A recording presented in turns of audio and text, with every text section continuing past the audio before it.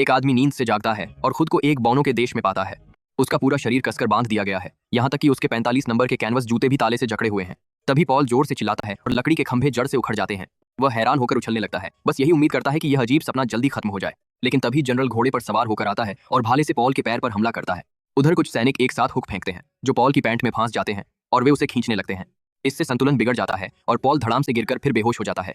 जब वह दोबारा जागता है तो उसे ऐसे किले में ले जाया जा रहा होता है जैसे कोई मांस का टुकड़ा तख्ते पर रखा हो। लोग उसे देखने के लिए उमड़ पड़ते हैं, यहाँ तक कि बहुत अनुभवी राजकुमारी भी उसे देखकर हैरान रह जाती है। अगले दिन पॉल को खेत में ले जाया जाता है जहाँ वह इंसानों द्वारा खींचे जाने वाले हल की तरह काम करता है। तभी अचानक किले पर हथियारों का हमला हो जाता है।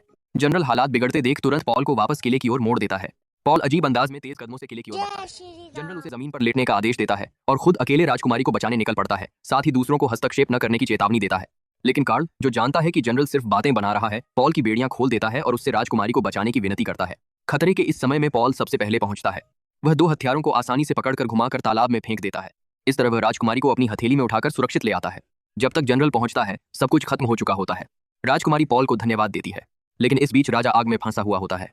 पॉल तुरंत मदद के लिए दौड़ता है। वह राजा को उठाने की कोशिश करता है, लेकिन आग की लपटों से उसकी उंगली जल जाती है। तभी समझदार कार्ल उसे याद दिलाता है कि आग बुझाने के लिए पानी चाहिए।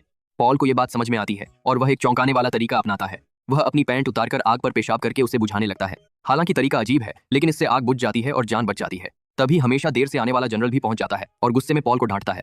पॉल मुड़कर जो थोड़ा बहुत बचा होता है वह भी उसी पर डाल देता है। इस तरह पॉल बौनों के देश में एक महान नायक बन जाता है जिसे हर कोई सम्मान देता है।